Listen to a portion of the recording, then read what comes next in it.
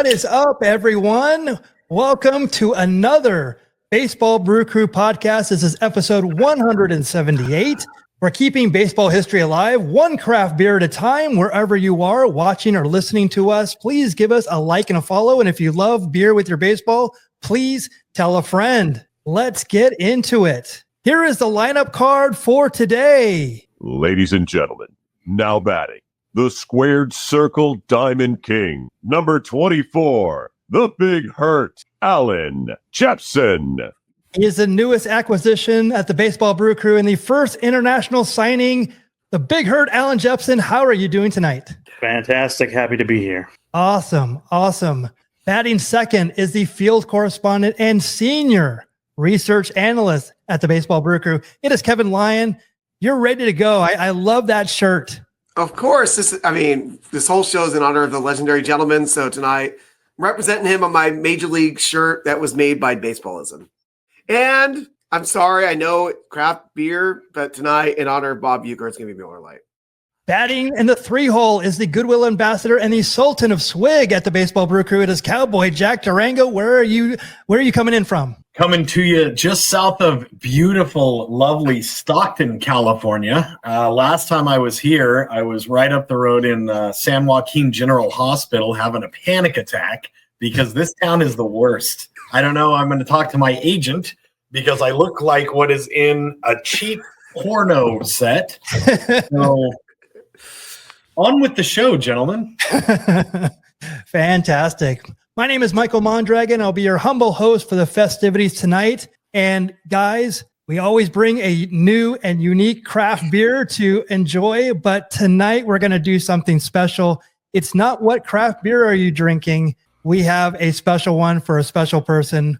What do you got there, Allan? I, of course, got Miller Lite because us athletes love that it's a third less calories, less filling, and it tastes great. You need to pick a side, Allan Jepsen. We're at war. Is it less filling or tastes great? Tastes great. I think it's less filling.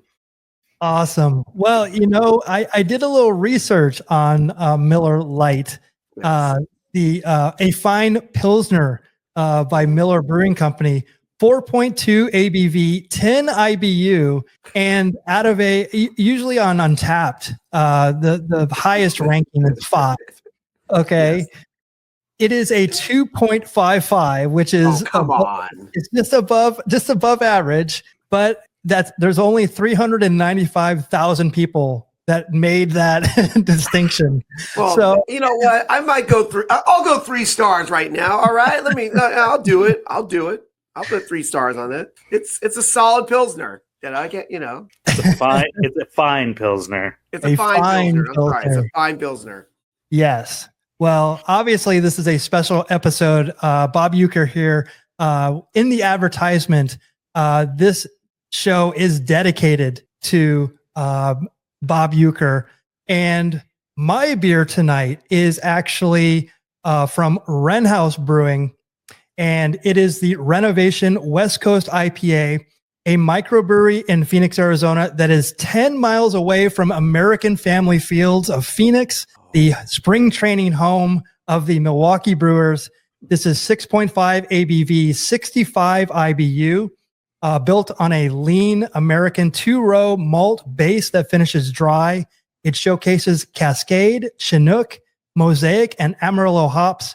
It bursts with an ideal harmony of grapefruit, pine, and a subtle raspberry hop flavors with a sturdy, supportive bitterness. This is excellent beer. If you come to Phoenix, definitely check Wren House. I know that the other one that we liked, Kevin, I think Jack, we might have is a Spellbinder. I think we had that. Yes, the Spellbinder. Spellbinder and Wren House there's a lot of, as I went over, for a while there's a lot of beer powerhouses, but Wren House is probably top of the heap in Arizona. Yeah. And this, where I first had this, I went to their place and literally it's like a renovated house and it's super nice. And it's one of those kind of cozy little beer nooks. And so, yeah, it's they've remained small, but really powerful in Phoenix for sure. So some good stuff. All right. So tonight we're doing a complete rest in peace episode Arguably, there isn't a person out there that fully embodies our three pillars of greatness, which are beer, baseball, and pop culture, more than Mr. Baseball. He's also a Baseball Brew Crew Diamond icon, first class, the great Bob Uecker. So tonight we'll be showcasing his vast baseball and broadcasting and acting career. And I actually had this in my phone. I actually took a screenshot of this. This was from November, and every so often they just put out Ueckerisms. So in 1962, I was named Minor League Baseball Player of the Year. It was my second season in the bigs, which is, again, a perfect embodiment of like just the self-effacing humor. Bob Uecker. I mean, Kevin, how far back do you remember seeing Bob Uecker? It would have been by the early 80s when those Miller Lite commercials were everywhere. And because that's how me on a national scale would have known him. I don't remember seeing him on Monday Night Baseball, which I'll talk about later, but definitely that. And then the commercials for sure. And then Mr. Belvedere we'll talk about later. In the 80s, at his peak, he was like the hardest working man in show business. You know what I mean? That is for sure. And we're definitely going to go into that a lot here. I won't say that I remember these days, but I remember these days from just doing my research as like a kid because of, just look at that blazer. So good. Styling and profiling. Yeah. So, I mean, we're going to show him a lot, but I remember back in the days, I remember the early 80s, finding out about him. There was a girl down the way that was talking about a baseball player that was on Johnny Carson. And then she said like, yeah, he was like in the outfield. He's like wearing like a glove on his face, but he's like, or something like that. I was like, what are you talking about? And it's like, I found out later it was Bob Uecker. So again, we're just going to go into this and dissect not only his career, but his broadcasting career, his acting career. But Allan, we're going to start with you. Let's talk about him as a player. All right. So Uecker played baseball in technical high school in Milwaukee, but scouts didn't come calling for him. So he enlisted himself in the Army first. He came back home to Milwaukee and signed a contract for $3,000 with the Milwaukee Braves. He went for all that hometown jazz, he says. In 1956, Uecker signed with the Eau Claire Braves, which awesome logo right there, for $250 a month, $6 a day for meals. He was saying in his book, The Catcher in the Rye, that money was just enough to keep you from gnawing on the table leg at your favorite cafe. He hit just 171 in the first season in 45 games, but there were some pretty good players that went through Eau Claire, namely Henry Aaron. So he had good company there. Uecker fared much better the next year in Idaho, batting .312. He swatted 13 home runs to give him 19 on the season. He helped the team get to the Pioneer League pennant. The catcher bounced between three teams in 1957. He hit a combined .275 with 15 home runs. Most of the year was spent back in Eau Claire, though. He batted .284 there. Uecker was supposed to make the leap to the Atlanta Crackers of the AA Southern Association in 1958, but bad luck struck. As manager Buddy Bates explained in 1959, Bob came to camp and they told us he had the finest throwing arm of any catcher the Braves owned. So what happened? He fell on his shoulder chasing a pop fly on the first day. And he couldn't throw a lick after, is what they said. Uecker wanted badly to make it to the Crackers to get one step closer to the majors, and Bates wanted him to succeed, and not just for his catching skills. In 58 and 59, Uecker failed to hit in Atlanta and was sent to the lower minors again, where he fared much better and clubbed a career-best 21 home runs for Boise in 1958, and that was after he injured his shoulder. After tolling away with multiple teams, Uecker finally stuck in one place, the Louisville Colonels, which is another awesome program there on the screen. He hit .309 with 14 home runs and 57 RBIs. The Braves thought he was a 26-year-old. He was actually 27, and they shaved a year off his age. And probably too old to be a frontline catcher in the majors, but as Louisville manager Danny O'Brien said, Uecker's got to be in the big leagues. He does everything well. He's a good worker. He can make some major league club as a number 2 catcher. So that was the end of his minor league days. So, Uecker made his major league debut on April 13th, 1962. He served as a third-string catcher behind Joe Torre and Del Crandall. Uecker batted .250 in 33 games. He appeared in 9 games for the Braves in 1963 before he was demoted to the minor leagues. Near the end of the season, September 29th, Uecker was catching when future Hall of Famer Warren Spahn set a record with the 327th victory, the most all-time for a left-handed pitcher. The next day, Uecker hit his first MLB home run. In the offseason after the 1963 campaign, Crandall was traded, and the Braves got veteran catcher Ed Bailey, a 5-time All-Star. In return, to be Joe Torre's backup, Uecker was traded on April 9, 1964, to the St. Louis Cardinals for 2 minor leaguers. Like Cher. Oh, wow. I've never seen that photo. That's great. With the Cardinals in 1964, Uecker hit a .198 with 1 home run and 6 RBIs in 40 games as the backup catcher to a 22-year-old Tim McCarver, who ironically would also later become a Hall of Famer as an announcer. His teammates included Hall of Famers Bob Gibson, Lou Brock, and NL MVP third baseman Ken Boyer, Grote, All-Star first baseman Bill White, who would later become the president of the National League. And in 1964, the Cardinals won the World Series in 7 games against the New York Yankees. Good. Uecker never appeared in the Fall Classic, but McCarver credits Uecker with helping the Redbirds win the series simply by keeping the team loose. In his Hall of Fame induction speech, Uecker joked the next year when the Cardinals received the World Series rings, they threw his ring into the left field grass, where he finally found left field. Uecker appeared in 50 games in 1965, hitting .228 with a pair of home runs and 10 RBIs. In 1966, he batted .228 with 7 home runs. After the 65 season, the Cardinals traded Uecker to the Philadelphia Phillies for Pat Corrales, Alex Johnson, and Art Mahaffrey? I don't know. Of course, he says, I was the main player in the deal. I didn't want to go, but I thought, well, if I don't go, it's going to be the end for Dick Grote and Bill White. So that was the only reason he agreed to go to Philadelphia. Philly, still one of his favorite towns. The fans there are totally fanatic about baseball. He said the only fight he ever had with a fan in Philadelphia. The Philly fans get a little tough sometimes. This particular fan was on me for about 4 nights in a row. I don't know why I was playing 4 nights in a row in the first place, but I was in the on-deck circle, and they were really on me. So I dove into the seats and started throwing punches and everything. I was happy I got it out of the way. The only problem was the lawsuit. I can remember walking into the courtroom, and she was sitting there with her attorney and still pretty well marked up. In Philly, Bob played 96 games, hit 7 home runs, and batted .202.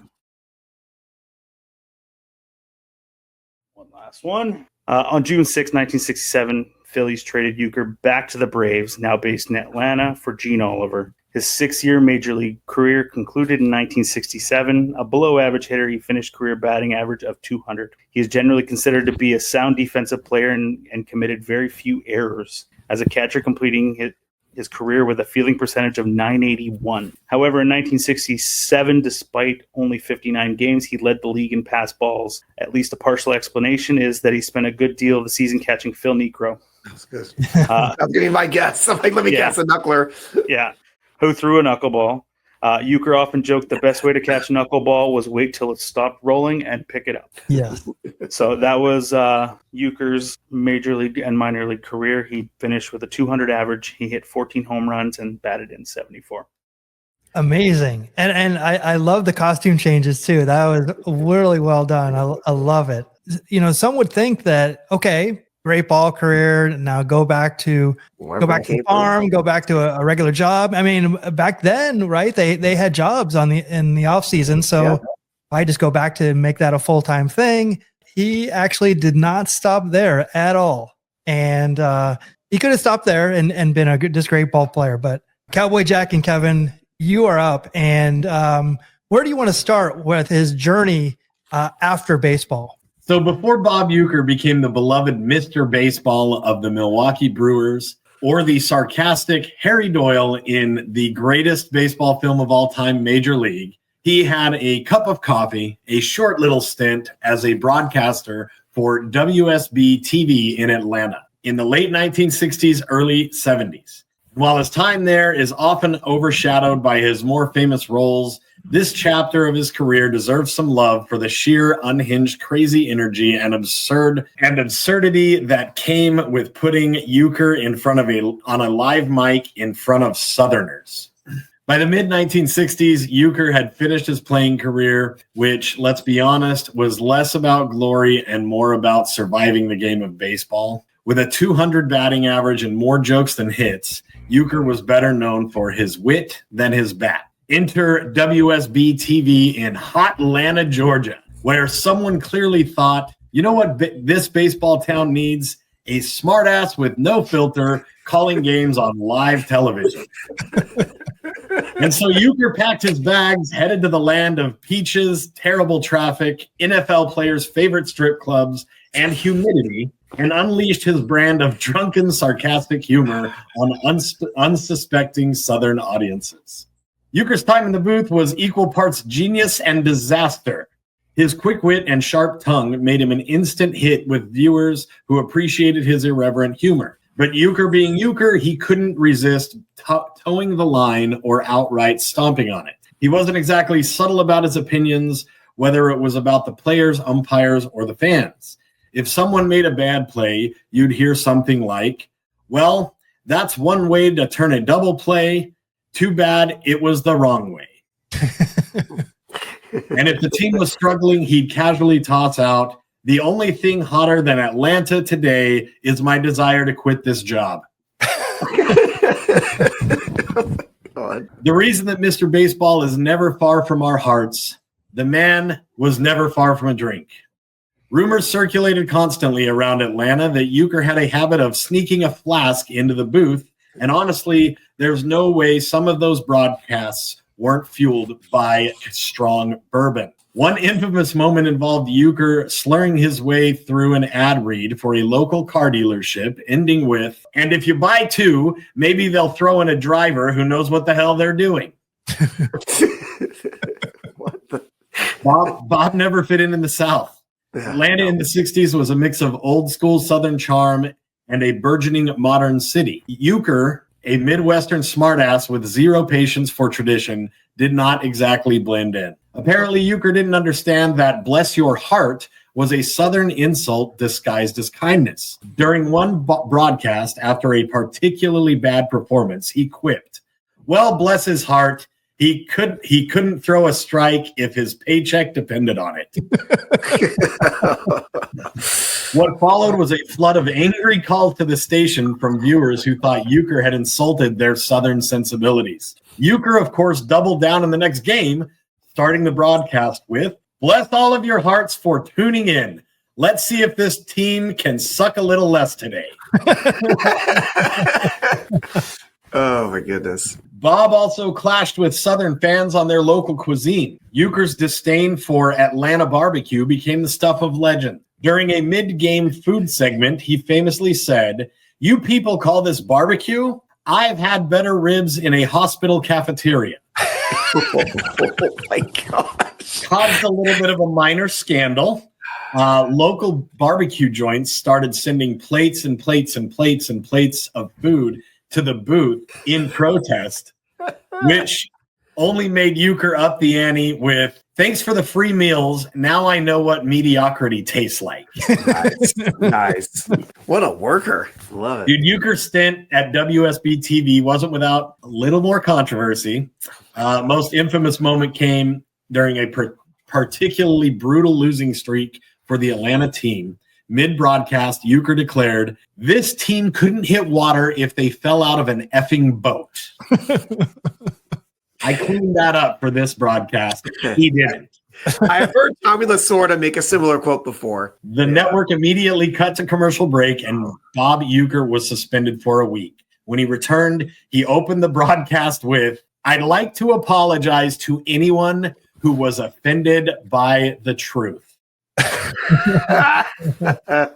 His time there may have been short-lived, but it should be an unforgettable moment in baseball history. He brought a level of honesty, humor, and complete disregard for decorum that Atlanta had never seen before and will likely never see again. Though he moved on to greener and boozier pastures, his stint in Atlanta was the ultimate proving ground for an unforgettable movie persona he'd perfect years later. Whether he was roasting bad players, pissing off barbecue enthusiasts, or sneaking drinks between innings, Uecker proved that no matter where he went, he was going to do things his way.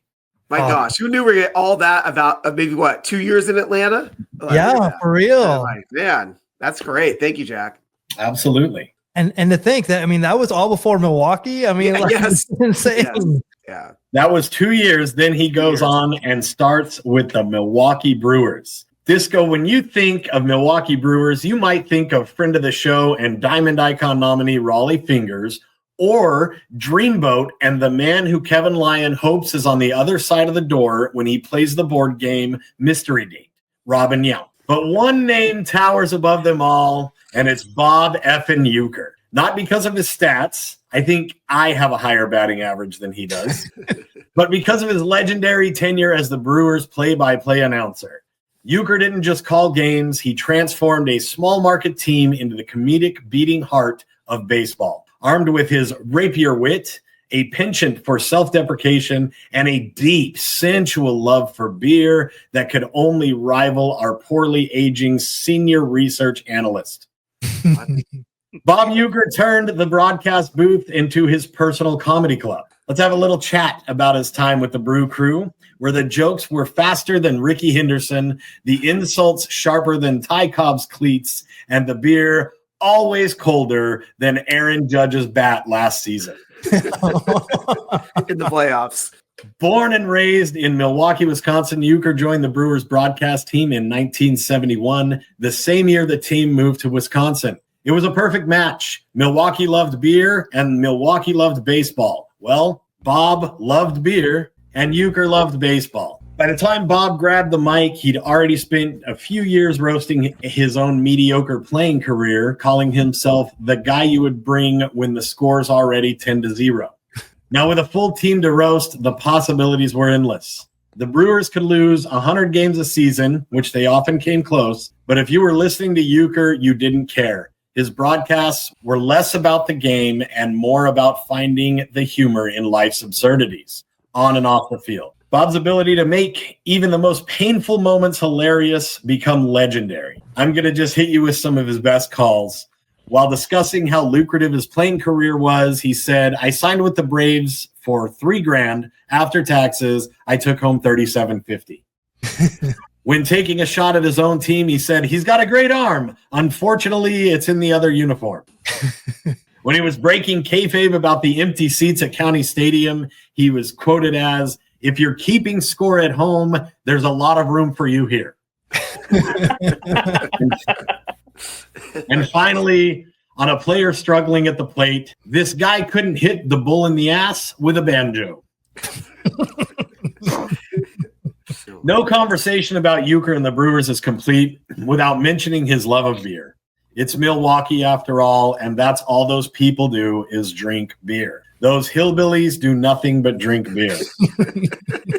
Uecker wasn't shy about cracking jokes about the sudsy nectar of the gods. During one particularly long rain delay, Uecker said, "The tarp's on the field and the beer's on me. Someone roll me out of here if this game doesn't start soon." It's widely believed that Uecker coined the unofficial Brewers motto, "Win or lose, we booze." I like that. I've heard that. One of Uecker's most famous gags involved his time sitting in the cheap seats during his playing day. His catchphrase, "Must be in the front row," became iconic. In reality, Uecker often joked about how he spent more time out of the starting lineup than in it. He was quoted as saying during one broadcast, "I once asked for a raise and they gave me a better view of the game instead." Uecker's approach was it was him versus everybody. He didn't just roast himself. He roasted players, coaches, mascots, you name it, he was there for them. He was once quoted as saying about Raleigh Finger's mustache, "It's got more saves than he does." While talking about Gordon Thomas, he said, "Gordon strikes out so much, he's got his own breeze."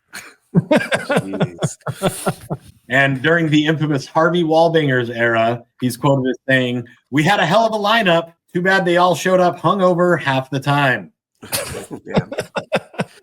When he wasn't calling games, he was living his best life as Milwaukee's unofficial mascot. There's a few legendary tales out there. During a fan event, Uecker manned the stadium's hot dog launcher and promptly aimed it at the press box, nailing an unsuspecting journalist in the face. His response was, "Hey, I was just trying to spice up the reporting." Bernie Brewer, the team mascot, was once locked in his slide by Bob Uecker, good man, during a rain delay. Uecker later joked about the incident. "I thought he needed some time to reflect on his poor sliding form." So he was famous for keeping things light, but when the Brewers really tested his patience, his humor could turn pretty savage. They lost a pretty bad game one time, and he's quoted as saying, "The team's playing like they just found out the bar's out of beer." "That closer's ERA is higher than my cholesterol." "And if these guys were carpenters, every damn house they built would fall down." But even though he was so brutally honest, he became the heart and soul of the franchise. Even when the hometown team sucked, which was often, fans tuned in just to hear Uecker spin gold out of garbage. His quick wit and unfiltered comedy made every game feel like a comedy special with occasional interruptions of baseball. To this day, Bob Uecker remains a Milwaukee legend. He's the voice you hear when you think of the Brewers, the guy who made bad baseball bearable, and the man that proved you don't need to be good at baseball to be great at life. Fantastic. Cheers to Bob. That's Yes. right. Absolutely. So 54 years. Apparently the second longest active tenure. There's like the guy on the Royals has been going since 1969. I didn't even know that too. That's incredible. On active people. I'm sure Vin Scully is still way ahead of both of them, but still. But because he was so good at his job and doing famous appearances and all that stuff, he actually was able to get on network broadcasts as well during the regular season. So I don't know how that worked out in Milwaukee. So, you know, everyone knows Monday Night Football. But in the 70s, they actually did Monday Night Baseball. Right. And there, you know, and part of the things like, well, how are we going to spice this up? So one of the ideas was we're going to they brought in Bob Uecker. They brought in Bob Prince, who was the voice for decades for the Pirates. And Warner Wolf, Michael Mondragon. Do you remember Warner Wolf? Not a bit. He was like, he was like on CNN Sports later. Wow. But that was like the original trio, you know, because baseball never did a trio, but Monday Night Football did. So they wore the awesome blazer. If you ever see Monday Night Football, you see them there, yellow blazers looking all right at the ABC logo on that. He was all in on that. And he even commentated with at certain points of Al Michaels and Howard Cosell doing baseball. If you want to hashtag do the research, you can look up Al Michaels telling a story about him working with Bob Uecker and Howard Cosell. You can hashtag do the research on your own with that. And that lasted for a little while, but then he ended up switching networks to NBC in the 90s, working with Joe Morgan and Bob Costas, both mainly for like he did a couple All-Star games in the 90s. He did the American League Championship Series and even like World Series broadcasts. What's crazy though is I saw he stopped broadcast because he had to undergo a back operation, which he had 4 discs removed. You know, and I'm like, oh my god, 4 discs were removed and replaced. So that more or less ended his tenure with the NBC. And I'm like, I'm just gonna take it easy and go back to Milwaukee. That's probably the way to do it in the late 90s because he already would have been in the 60s then, right? Right. You know, we'll talk about later. In the 80s, though, he was a whirlwind. 70s, 80s, he was all over the place. Yep. Yeah. So speaking of that, let me go on to the reason why, maybe arguably, that Bob Uecker became as famous as he did. So the guy who arguably made him a star would have been Johnny Carson. Now, nowadays, I say Johnny Carson, like Allan and Jack, you probably have no idea how big The Tonight Show was. You see it now with Jimmy Fallon. Like, it's the show on NBC. I was like, Conan at least. Conan and Leno and yeah. Letterman. Yeah, but this was the Johnny Carson hosted the show for 30 years from 1962 to 1992. And by the mid 70s, the Tonight Show was the most profitable show on television. It was making NBC $50 to $60 million in the 70s. And it was airing from like 11:30 to like 1, I think it was 90 minutes then. Later it became an hour, but literally it would probably usually average like 15 million viewers at 11:30 at night. It's crazy. So careers were made or broken, depending on how your appearance was. Like stand-up comics, it's like their big shot is like, oh my God, I gotta get on Carson. Like that's, I'm sure, how like Rodney Dangerfield got famous, David Letterman. There's endless celebrities, but we can talk about right here the gentleman we're seeing here, Bob Uecker. Pretty much made it through this one appearance. He got there through a friend of his named Al Hurt recommended him to Carson. So Johnny Carson had no idea originally if Bob Uecker even played baseball, which I didn't know until I did the research. So backstage, the first time he's on, Uecker says the first time he called me Mr. Baseball and made me laugh, I was still backstage. So Johnny Carson is the man who called him Mr. Baseball backstage before they went on the air for his first appearance. And then I heard him say, Mr. Baseball is with us tonight. Johnny shakes hands with everybody. I hear him say to Ed McMahon, did that guy really play baseball? And Ed said, I think so. I don't know. And then he went on and just look at this. Look at that alone, just looking at him and just doing his bits of all his self-deprecating humor. It just really worked. I'll give you an example. Here's a quote Uecker, an appearance from September 1971, which ties into my joke here. Well, of course, it's World Series time. And as I've said before, when that word baseball is mentioned, I guess my name would automatically come to your mind, if you're like, who? But he literally was on the show 62 times with Johnny Carson, which apparently I think that is a record. I think that's the most appearances under Carson. And the entire era of the Tonight Show, he was on more than 100 times. Crazy. How would you like to see a little bit of his appearances on Johnny Carson? This is a fantastic one and definitely worth watching. There's some good stuff here. Maybe you can tell us what they see the monitor up there. Obviously, it's a locker room celebration. No, this is actually a picture of me getting ready for a game.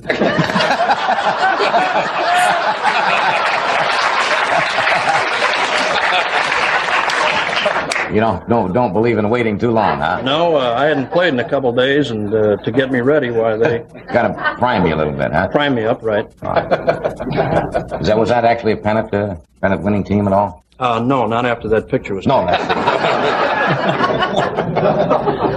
You were catcher. Yes, I was chaser. Chaser. Now, that is you down here. Yes, that's me. That's my hidden ball trick.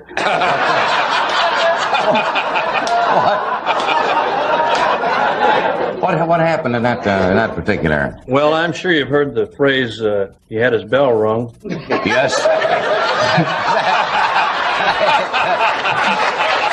That chimed for quite a while, doesn't it? Yes. All right. I'm not quite sure what this is. This is a series of montage of pictures. What does this show? Well, I guess the first picture is where up right here? Yeah. This, John, you remember when I talked about catching the knuckleball? Right. The easiest way to catch it was to wait until it stopped rolling and just pick it up. I see, and there it is on the ground. You're looking around for the ball there in that middle picture. Then the umpire finally picked it up and gave it to me, and I made my throw. You made your throw after that, huh?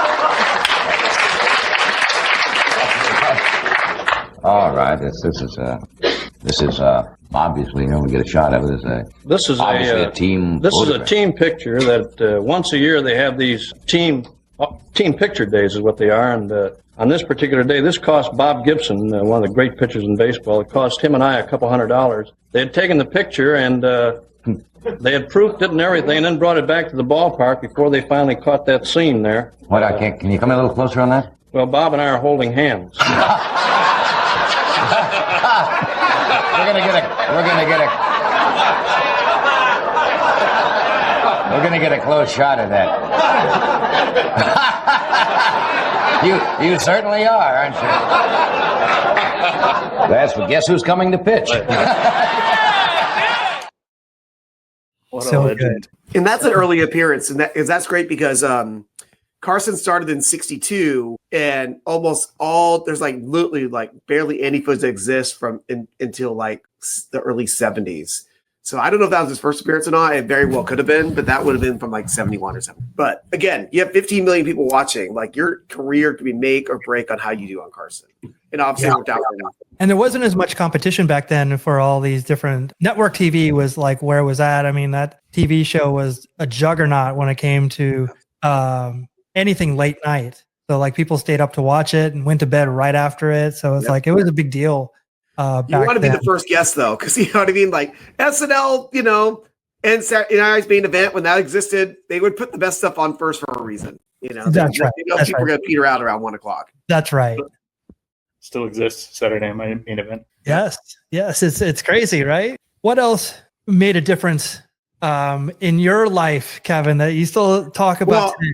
I'm actually going to defer to Mr. Cowboy Jack Durango to talk about one of the first times I would have saw him growing up, and I'm sure you as well, Jack. Go for it. If you're looking for the greatest crossover in sports and entertainment history, let me direct you to WrestleMania 3, where Bob Uecker found himself in the sweaty, glittery chaos of 1980s WWF. Forget the World Series. The Hall of Fame broadcaster is immortalized in wrestling lore for his 1987 guest appearance, where he found himself completely out of his element, yet somehow thriving in the madness. WrestleMania 3 was a spectacle for the ages. 93,173 screaming fans packed into the Pontiac Silverdome to witness Hulk Hogan body slam Andre the Giant. In the midst of it all, Vince McMahon decided to sprinkle some celebrity powder over his wrestling buffet. And who better than Mr. Baseball hardcore Bob Uecker? As 4 semi-retired professional wrestlers and legends, the 4 of us, and lifelong baseball fans, I think we can all agree beautiful Bobby Uecker was the perfect choice for this role at WrestleMania 3. His sardonic humor and everyman persona made him the perfect foil for the absolute lunacy of professional wrestling. And boy, did he lean into it. Bobby the Brain Uecker's most famous WrestleMania moment involved the 7'4", 520-pound colossus known as Andre the Giant. As Uecker attempted to keep his composure, Andre grabbed him by the neck in what can only be described as simultaneously the most hilarious and scariest chokehold in wrestling history. The visual of Uecker's face shriveling like Kevin's liver while Andre loomed over him is featured still to this day on WWE broadcasts. Bob wasn't flying solo in the celebrity cameo game. Mary Hart from Entertainment Tonight fame also showed up, and their chemistry was something. While Uecker flirted with Hart in the way your drunk stepdad flirts with the waitress at Hooters, Uecker delivered this smooth line about catching her later, and it became clear that Bob Uecker belonged in professional wrestling. He wasn't just content to hang out backstage and interview a bunch of alcoholic, roided up cokeheads. He was the man in the center of the Silverdome announcing the main event between Hulk Hogan and Andre the Giant, one of the most talked about main events in professional wrestling history of all time. His delivery was part enthusiasm, part confusion, and 100% comedy gold. The man couldn't tell a suplex from a souffle, but that didn't stop him from yelling his heart out as if he were announcing Game 7 of the World Series. Because pro wrestling is a fever dream with no rules, Bob Uecker was later inducted into the WWE Hall of Fame in 2010. That's right, the man who got choked out by Andre the Giant and spent most of his WrestleMania 3 appearance looking lost is now enshrined alongside the likes of Stone Cold Steve Austin and Nature Boy Ric Flair. But did he find Vanna White? Did he ever find her? I think I saw his photo, right? That was like the whole thing. Oh, there he goes. I think he scored with Moolah, didn't he? Was he trying to hook up with Moolah? He was trying to. In fact, he escaped the booth to go find Moolah, and then Oh no. Yeah, he was always. But that probably would not end well for him trying to find Moolah. Oh my gosh! Again, and I think Jesse the Body Ventura or Gorilla Monsoon might have said like, I don't know if you want to like hook up with her, like not hook up, but it's like step back, like. But it was so funny how he just kept on going with it. But one of his most underrated lines was during the mixed tag with Hillbilly Jim and against the minis. and the minis. I'm not gonna do it justice, so I'd say it's a comment about Little Beaver, and I'm sure that they've even censored it out of the current product, but at the time it was so edgy in a very edgy contest. So let's just say that. I mean, he was amazing during all of this. So the only way to follow up WrestleMania 3, gentlemen, is by doing the same thing at WrestleMania 4, only bigger, better, and faster. Like, he was up to speed, and he was obviously a good brother because he was in love with Vanna White, and he was going for it. Oh, yeah. Absolutely. Good man. Dude, good man. He wanted to turn that letter, let me tell you. Those letters, let me tell you.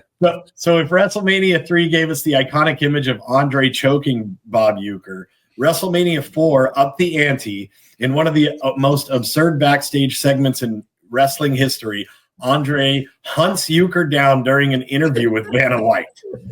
Pure chaos.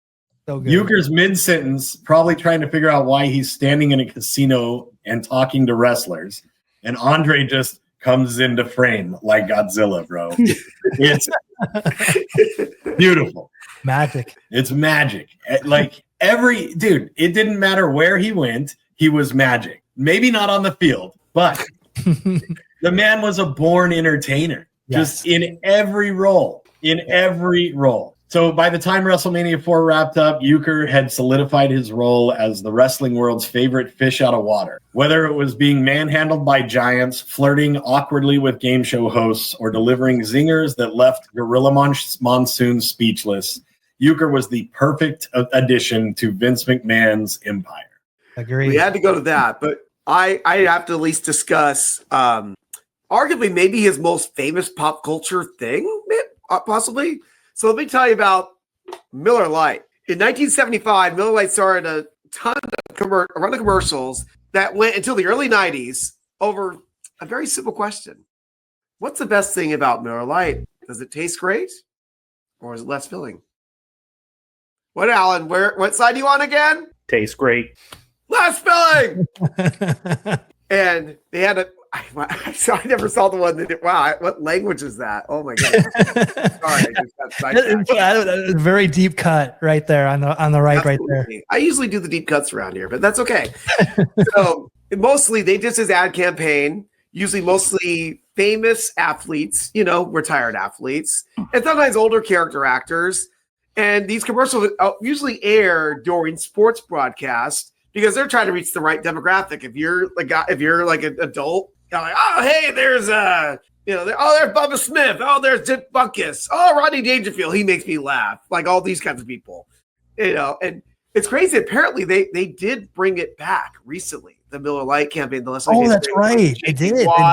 David Ortiz and I want to say Mia Hamm and other athletes. So they literally just brought it back. It was great because I'm like, you can't do that nowadays, can you? Mm-hmm. But they somehow did. And usually, it'd be like two people in the commercial, blah, blah, blah, blah, going back and forth on it. Or it could end up being as crazy as a cavalcade of stars playing bowling in the bowling commercial or the celebrity softball game. I haven't mentioned this now. There's even a series of commercials that was wrestling related called Light-A-Mania with the mysterious, he looks like this guy here, Bob, the mysterious masked marauder representing Les Filling versus Jesse the Body Ventura, who was representing Taste Great. But the most famous Miller Lite commercial of them all simply just featured Bob Uecker, where it was just him sitting in apparently the wrong seat. That's sure told him, come on, buddy, here. The famous quote, ooh, I must be in the front row. And then you cut to him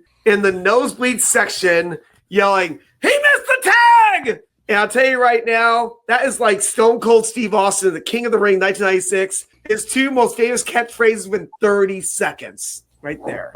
Yep. It made his whole career right there. Do you have any Miller Lite clips for us? I have 3 of them, so I'm going to play 3 of them. So I knew you did. Let's check them out. If you don't know about these were a staple. Like I said, I knew about these before I could even drink beer. Yep. And they were that famous. They were all beer really existed when I was a kid, but I definitely knew these commercials growing up. It was ale. It was ale. Yes. All right, maybe I wasn't the greatest player of all time, but fans, they forgive and forget. When I go in here, they'll be buying me my favorite beer, light beer from Miller. You, Bob Uecker? Yeah, how you doing? These fans, I love them. They know us ex-big leaguers drink light because it's less filling and it tastes great. Well, can't keep the gang waiting. The fans are always joking. Light beer from Miller. Everything you always wanted in a beer, and less. Wow, they're having a good time in there. Let me buy a beer. Sure. These fans, I love them. When I came in, they didn't recognize me at first, but then when I told them who I was, next thing you know, they're buying me my favorite beer, light beer from Miller. They know us ex-big leaguers drink light because it's got a third less calories than their regular beer. It's less filling, and it tastes great. Thanks. Hey, it's a pleasure to buy a beer for a great pitcher like Whitey Ford. So I lied. Light beer from Miller. Everything you always wanted in a beer, and less. Hey, Whitey, I thought you were a lefty. Oh, that's right. so good, and a very young John Goodman right there. Yeah, that's right. Yeah, and you'd be surprised when I show you this one. This is probably the most famous one, but it actually has a cameo too, and I'll tell you about that after we look at it. Things about being an ex-big leaguer is getting freebies to the game. Call the front office, bingo. And once these fans recognize me, I probably won't even have to pay for my light beer from Miller. Down it! I love them. These fans know I drink light because it's less filling and it tastes great. Good seats, huh? You're in the wrong seat, buddy. Come on. Oh, I must be in the front row. Come on. Light beer from Miller. Everything you always wanted in a beer, and less. Good seats, hey, buddy. He missed the tag. He missed the tag. So the seat that he actually took was actually from an actor named Peter Jurassic, who actually was in Tron, Hill Street Blues, and Babylon 5. And I only found this out today. And so that is amazing. I guess he was, obviously a character actor, but he actually had some pretty big roles. Pretty funny. Yeah, I definitely recognize him from Tron. And last, I have to mention this, of course. If you're ever at a game in Milwaukee, they have a statue of Bob at the top of the stadium with literally a pole blocking the view. So you just got to and you can get a photo with it, and you pay for a fee, and it goes to charity. But what's also nice, too, they added a statue of him at the front of the stadium alongside Hank Aaron, my heartthrob, Robin Yount, and Bud Selig. And it's pretty much become a Miller Lite shrine in the last few days, which was really nice. And Kevin, you told me about this, and it's very rare, and you'll have to explain it. I have to explain this because another thing, because all right, so I'll just explain this briefly. Recently, I just talked to this friend about this show. It's called DC Follies. So Sid and Marty Krofft, I didn't even realize. So they had a bunch of shows that had like puppets that they were using. But this one, there you go. So in this particular episode, the theme is called DC Follies. So it's about a bartender who works at a bar in DC. So all the politicians are coming in, and hey, they're all puppets. So there you go. And Bob Uecker came on, and apparently the premise was he was going to be running for president. So there you go. But the other reason why we got mentioned is that man in the middle is the star of the show and the man who runs the bar, and is now the newest sensation of the Baseball Brew Crew because he is the man who said, "Hey, what happened? Hey, what happened?" He's going to be taking the Baseball Brew Crew Bruniverse by storm, even though he's been dead for about 7 or 8 years. Yeah, and Kevin, you said that this was on a service that it was kind of hard to get. Actually, it's on Prime Video, and luckily I got it for free. That's how I got the clips here. Oh, right on. Unfortunately, to me, this show does not hold up very well. I was wondering. I only saw it a little bit as a kid. It was one of those shows that'd be on like a syndicated show. I think it'd be on it like in the late afternoon on a Sunday or something like that. It's just so random. It's just a very random appearance he made. It's very tough to watch, only just because of the humor and the timing of the humor and stuff. But I remember that there was a lot of these puppets, and I think there was a Genesis video called Land of Confusion with it. Was this the same? Yes, but I was thinking that originally, but it's not, because that's Sid and Marty Krofft. And I'm gonna space out the name because it was a set of British. It was a British company that did the puppets for the right. Okay, so there was puppets were really big in the late '80s. I can't remember what it's called right now. It'll come to me by the second we're done recording. Yeah, totally. But I remember that there was always like puppets and stuff like that, and so this was like super popular. Yeah, I didn't. When you put it up, I was like Sid and Marty Krofft. I'm like, wow, I was thinking it was that company from England that I can't. I thought so too, and when I saw that, I was also kind of taken back as well. But before I go to Jack, because Jack's going to definitely talk about the best baseball movie arguably ever. I don't know what orders you have on the slides, but he was big enough to where he got cast as a lead role in a comedy show called Mr. Belvedere for about 5 years. It literally, I'm going, how is this guy able to film 5 seasons of a show? He must have done all in the off season because it aired for 6 seasons from about 1985 to 1990, with him being George Owens, a sports writer, family, at the head of the family in this family in Pittsburgh. And they brought in the man in the middle, Mr. Hewitt. I can't remember his actual actor's name right now, but Mr. Belvedere, who was a posh British butler who decided to come over to the United States and got hired by the Owens family. And then, there'll be just shenanigans would ensue as he adjusts to life in Pittsburgh. And, I get it, and I'm like, yeah, it was fine. And they're on Fridays you get a 5-season run on ABC on Fridays. That's not a bad run. And I don't know how much it aired in syndication. It was all right show. It was all right. It's crazy too, because he's Mr. Entertainment. He was on everything. He was also on Saturday Night Live. Here he is. He's actually he's actually firing his son, who Billy Crystal right here. He made too many errors, so he traded him to another family right here. Okay. That's the skit right here. And then he was also on Futurama. Yeah. Oh, wow. So, he's Mr. Entertainment.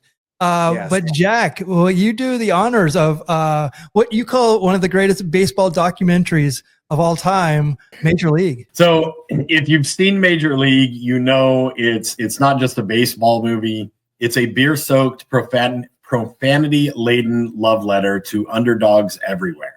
At the heart of this cinematic masterpiece is Bob Uecker playing Harry Doyle, the hilariously unhinged play-by-play announcer for the fictional Cleveland Indians. Uecker didn't just play Harry Doyle, he became the voice of sarcastic despair, delivering a Hall of Fame performance dripping with dry humor, frustration, and enough booze to kill an elephant. Harry Doyle isn't just a sports announcer. He's the voice of every bitter fan who's ever been stuck watching their team suck so hard it makes your beer taste flat. Armed with a microphone, a bottle of whiskey, and 0 Fs to be given, Doyle navigates the Indians' disastrous season with biting commentary that hits harder than a fastball to the groin. Right out of the gate, Doyle sets the tone with his iconic line, "Welcome to another season of Indians baseball. Hopefully, it's better than last year, which really sucked." His delivery as Doyle is a symphony of deadpan brilliance and escalating frustration, peppered with zingers that deserve their own plaque in Cooperstown. Let's revisit some of his greatest hits, starting with number 1, "Just a Bit Outside." The line that became a cultural touchstone, Ricky Wild Thing Vaughn's first pitch sails so far off the plate, it might as well have been aimed at the hot dog vendor. Quote number 2, "In case you haven't noticed, and judging by the attendance, you haven't," a brutal dig at the Indians' non-existent fan base.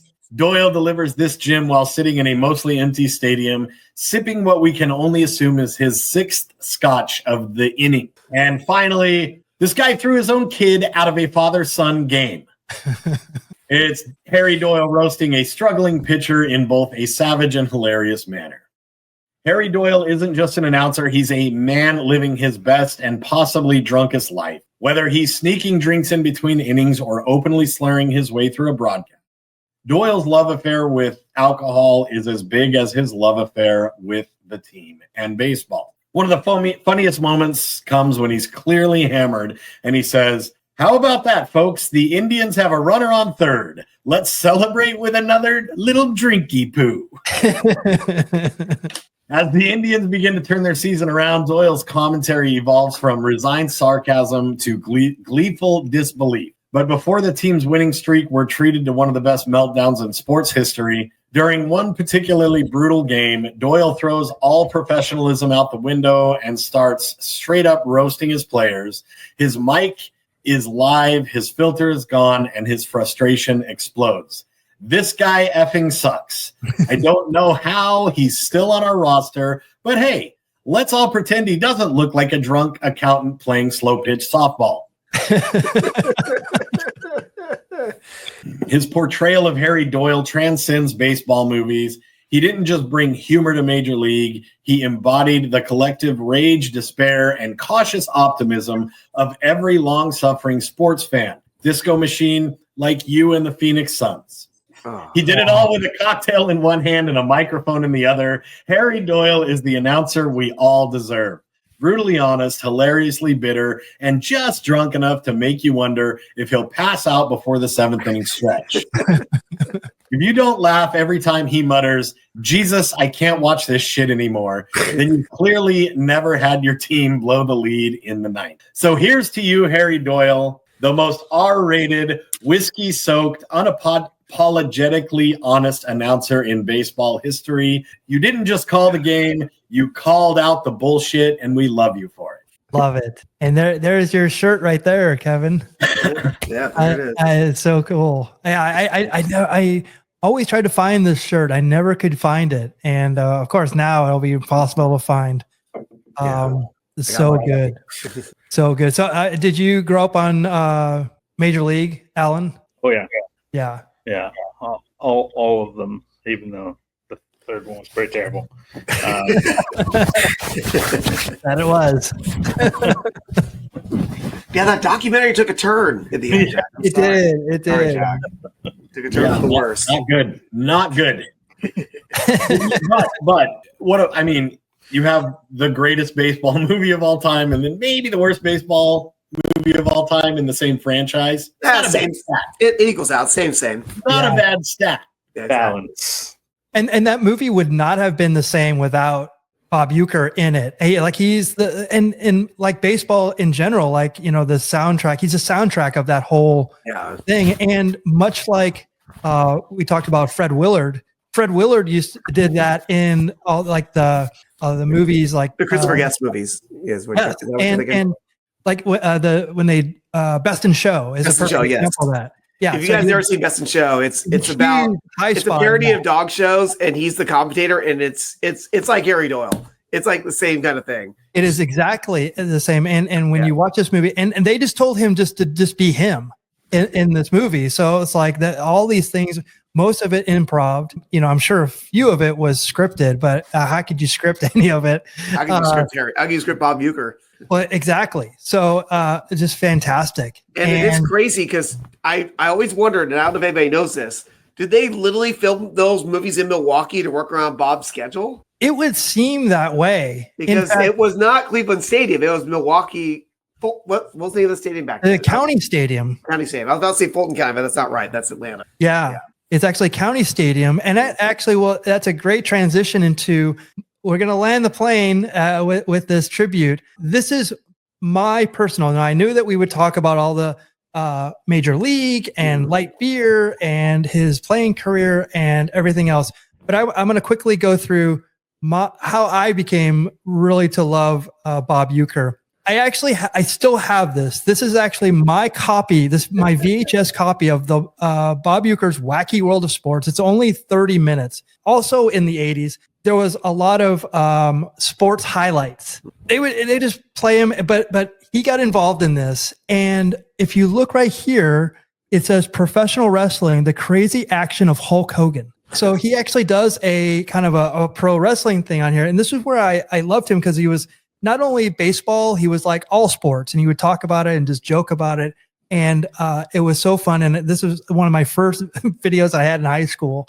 And I loved it. I said I still have it to this day. And I've always wanted to watch it, because again, the humor is very 80s-esque. It's slow, but there's some good high spots in it. But when I went to Miller Park, now American Family Field, which does not have the same ring to it for sure. But this was in 2019, I believe. And so it's the first time I ever went to go to a Brewers game. The great thing about this stadium is just whenever I go to new stadiums, I always walk around because I want to see all the special things that it has around there. First, literally, this is the first picture I took. So I'm like, I have to find the Bob Uecker statue. And of course, it's so nondescript of him just standing there, is what Kevin described earlier. This is the way that it looks right now on the left right here. And then when did they move it? I don't know if they moved it or not, but they're saying like it's not. I think they're going to put it in the front row or something like that. That was instead,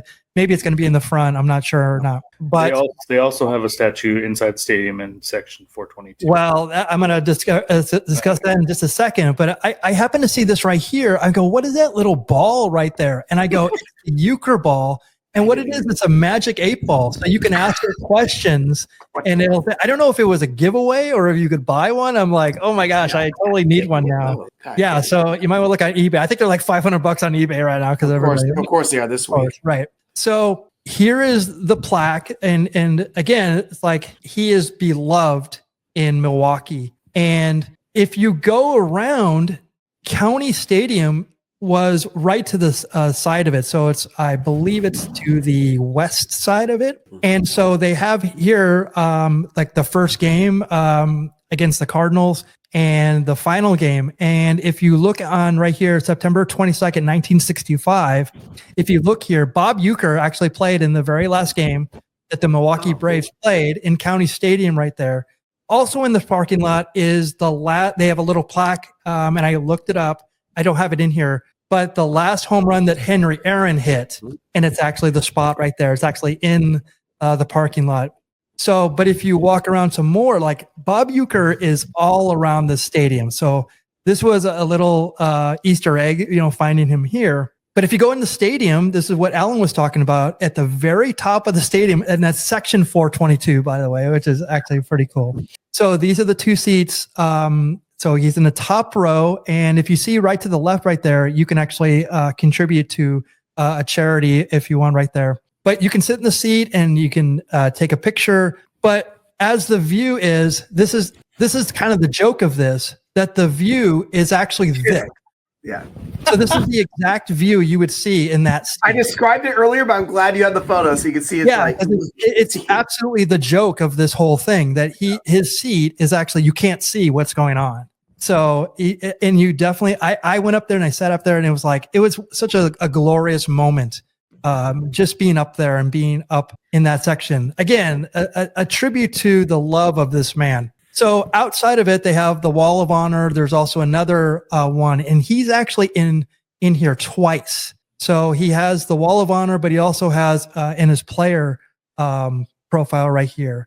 Again, super beloved in the stadium. And that's what the fun of going to all these stadiums and finding these little Easter eggs. And I made sure to take pictures of every single one of these. What a lot of people don't also look for is this Mr. Baseball. So from 1971 forever. And I think in other pictures, you don't see his autograph right here, but I was lucky enough to get his autograph in here. I don't know if it's worn away or what's happened, but this is also something you should definitely look at that stadium. Another one that you need to look at if you're ever in Phoenix, Arizona, and go to a Brewers spring training game is he's actually memorialized beforehand. I'm so glad I got to see this, and this Mr. Baseball, and it's Maryvale. It's in Maryvale, Arizona. So if you're going to go to Rent House beforehand, pregame, go to a Brewers spring training game. I also wanted to play this. He actually transcended everything. He wasn't just Milwaukee Brewers. This was the minor league hockey team called the Milwaukee Admirals, a commercial series for the Admirals. And this is one of the commercials. decided to reshape the Admirals with all new players,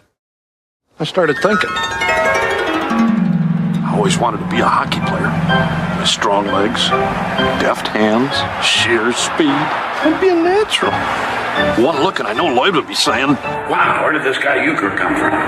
in fact, I could be as good at hockey as I was at baseball. See some action you can sink your teeth into. Admirals Hockey, a new brand of hockey at the Bradley Center.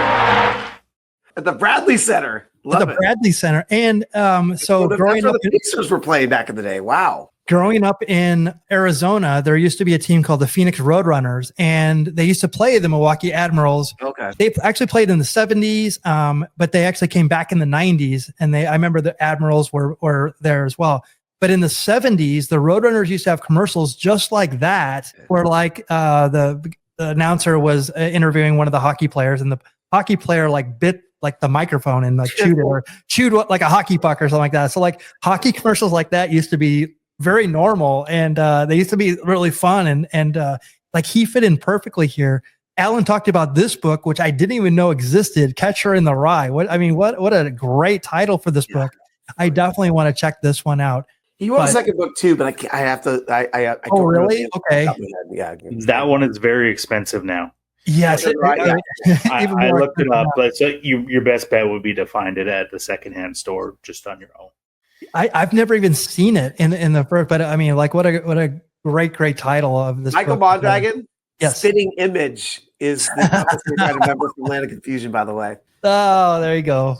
Perfect. I finally, I'm like, oh yeah, I got a hashtag do the research. That's for just you and I. Probably no one else gonna know what we're talking about. Unless you want to watch Land of Confusion video by Genesis, it's a great video. Yes. That is our tribute to one of the greatest men, baseball players, announcers, entertainers, everything. Any last words about Bob Uecker before we sign off for this week? Even before I was a baseball fan, I loved baseball because of Major League, and I loved Major League because of Bob Uecker. So even more than the WrestleMania stuff, which I saw when I was a kid, and I didn't know who Bob Uecker was, but he was fantastic there. But no, man, Harry Doyle really, really left an impression on me. Kevin? I'd have to say, we covered a lot of topics, but anybody who's watching or listening, just go to YouTube, look up Miller Lite commercials. Look up Lightomania if you want to see him wrestle Jesse Ventura. Or if you want to hear some of the dark side of Uecker, look up Norm Macdonald and Artie Lang talking about Bob Uecker. Yes. That's the rated R stuff. That's stuff we like.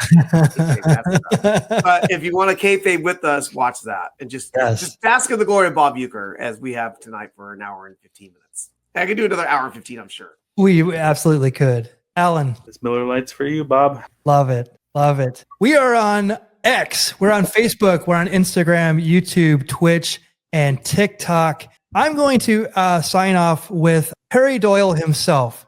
He's going to take us out. So for the Baseball Brew Crew, we'll see you next time. Here's Harry Doyle. Rest in power. Bonnie, anything to add? No. He's not the best color man in the league for nothing, folks.